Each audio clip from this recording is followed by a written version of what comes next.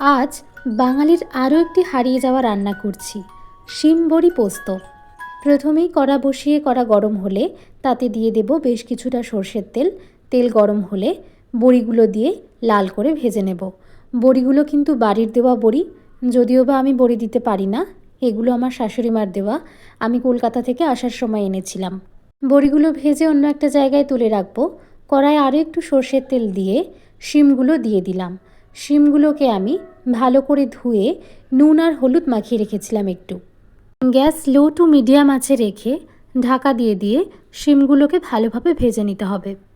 শিম খুব বেশি কড়া করে ভাজবো না, হালকা নরম হয়ে গেলেই এই সবুজ আভারা শিমের গায়ে থাকবে, তাহলে বেশ সুন্দর দেখতেও লাগে আর খেতেও ভালো লাগে।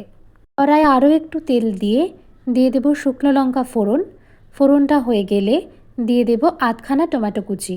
খুব বেশি টমেটো দেব না, তাহলে অতিরিক্ত টক হয়ে যাবে। এবার পরিমাণ মতো নুন আর একটু হলুদ দিলাম। টমেটোটা গলে এলে পোস্তর পেস্টটা দিয়ে দেব। পোস্তর পেস্টটা দিয়ে ভালোভাবে নাড়াচাড়া করে পোস্তর বাটিটা ধুয়ে জল দিয়ে দেব। সব কিছু ভালোভাবে ফুটে উঠলে সামান্য মিষ্টি স্বাদের জন্য দিয়ে দিচ্ছি জ্যাগরি পাউডার। আপনারা চিনিও ইউজ করতে পারেন। এরপর সব কিছুকে ভালোভাবে মিশিয়ে নিয়ে আগে থেকে ভেজে রাখা বড়িগুলোকে দিয়ে দেব।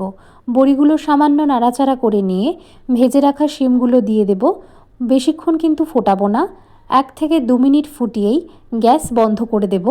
আর নামানোর আগে উপর থেকে ছড়িয়ে দেব সামান্য একটু সর্ষের তেল। সর্ষের তেলটা দেওয়ার সাথে সাথেই নামাবো না, 1 থেকে 2 মিনিটের জন্য ঢাকা দিয়ে রেখে দেব। এরপর গরম ভাতে পরিবেশন করব শিম বড়ি পোস্ত।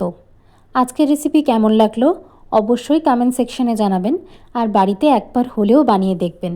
আশা করি ভালো লাগবে।